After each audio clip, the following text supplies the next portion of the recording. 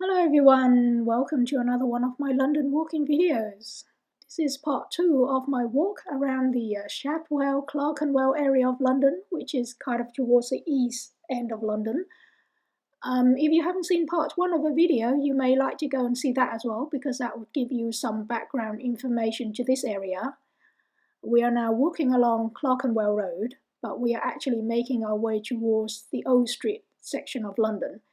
And Old Street and this area are practically one and the same. They're very closely linked together.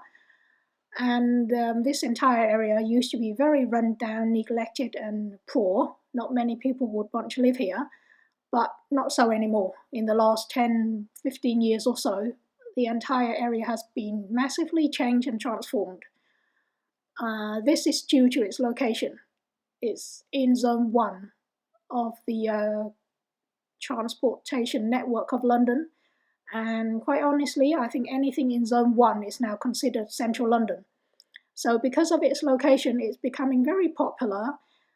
House prices and everything has become very expensive. That's because the new age type of business had moved into this area. So you have a lot of the IT technology companies are now basing themselves around here.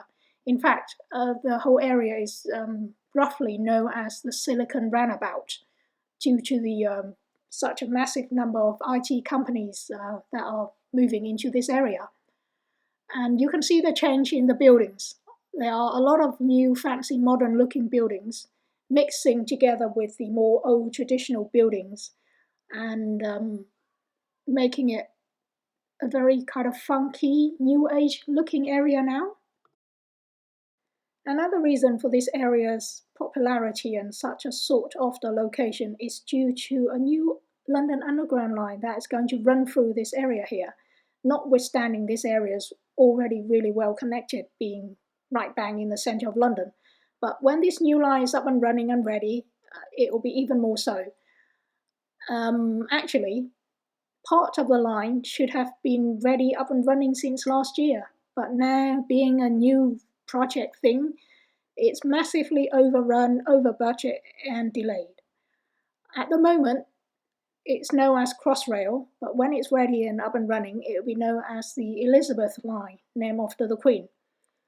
The line starts at London Heathrow Airport in the west, and it'll be running all the way across London to the other end, somewhere in east of London. I don't even know where it ends, right at the very end of East London somewhere. So once that is done, this area will be even more connected and commutable. So that's why it's such a sought after area now. And we're now coming to this old ancient looking castle here. And I thought it was a castle at first, actually, because it looks exactly like it. But no, it turned out that it's some sort of monastery. And I think it's still a partially functioning monastery of some sort. It looks positively medieval, really nice. And then right next to it, you see this great big modern office block. And the two seem to be happily liking each other.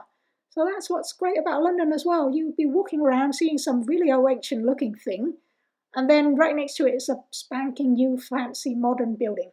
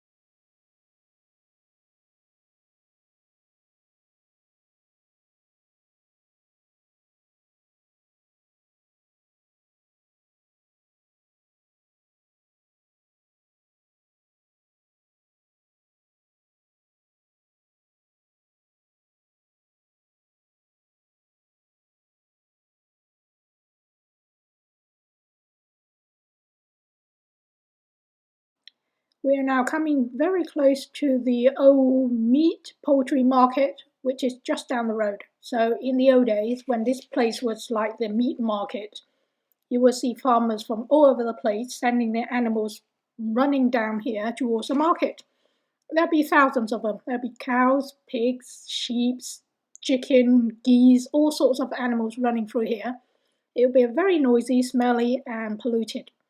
That was one of the reasons why not many people want to live here, except for the poor who can't really go and live anywhere else.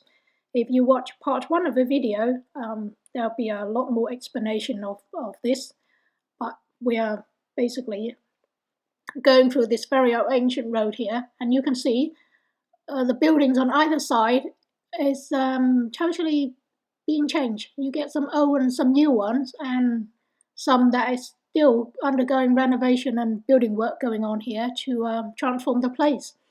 In fact, the meat market itself is at this very moment being changed. I don't know what it's going to be changing to, but it's lots of building work going around here at the moment for this change to happen.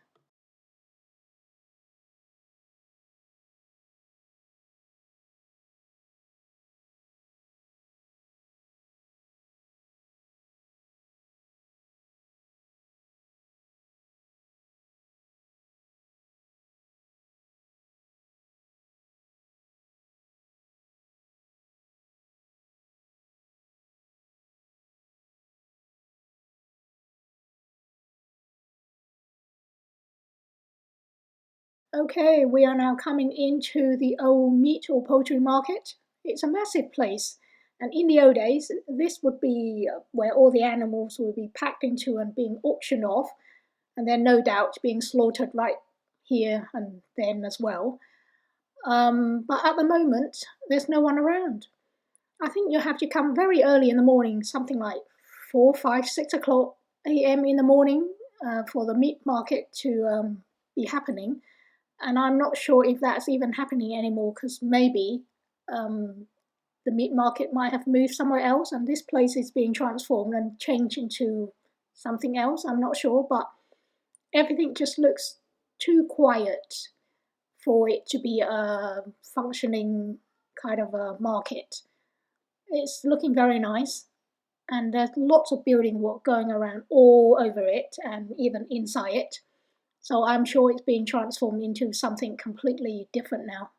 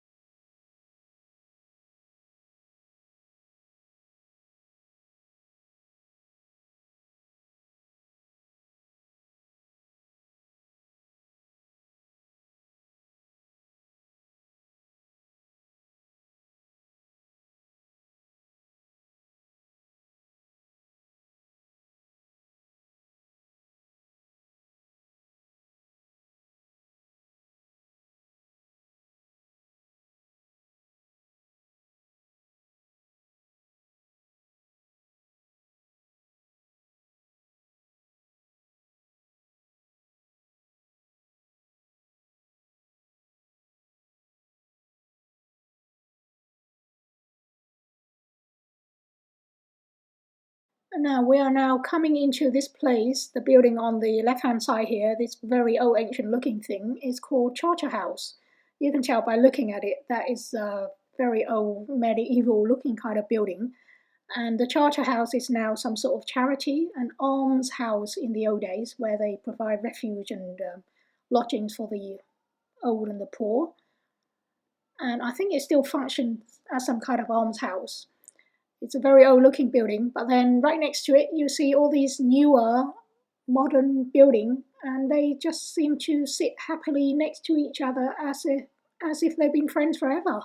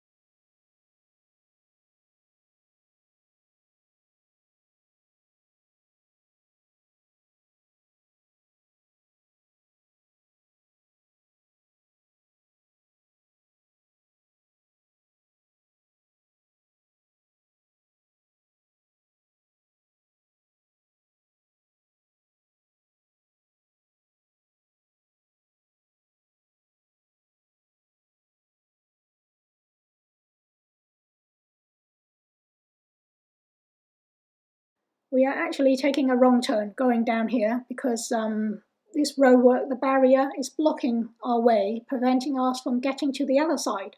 So we ended up having to turn around, come back out here, walk round over to the other side to get to Farringdon Station. That was our end destination. That was where the walk finished. And I have to tell you, Farringdon Station has totally, massively changed. I was there a long time ago before all this change took place, and it was quite a small, unassuming looking station. But now, when I got there that day, it was turned into a big, massive, proper train and underground station. Almost unrecognizable. Well, actually, yeah, I wouldn't have recognized it if it wasn't for the name.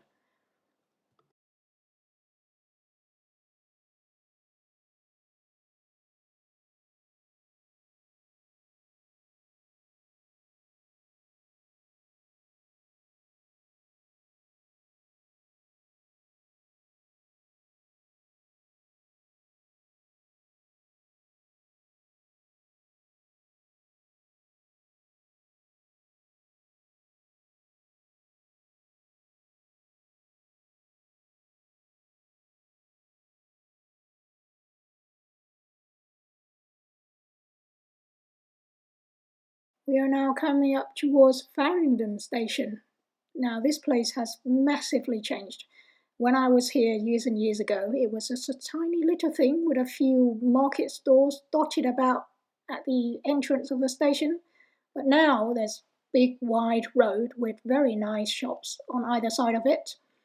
And then they seem to have divided the station into two parts. One part is a train, and the other part serves the underground.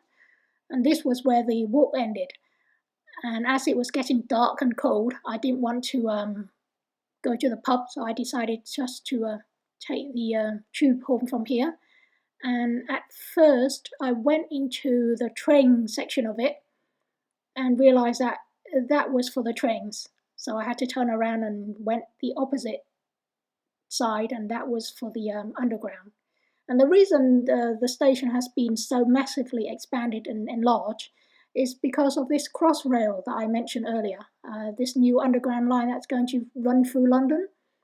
All the station that's this new crossrail underground line is going to come through is massively expanded to cater for a massive increase of number of passengers. So Farringdon, like Tottenham Court Road, is totally double and triple inside. And then there's more new stations to cater for this new underground Elizabeth line that's coming into London at some point. But anyway, that is it. We are coming to the end of this video. Hope you've enjoyed watching it. Don't forget to like, share and subscribe to my channel, and I shall catch up with you in the next video. See you then. Bye.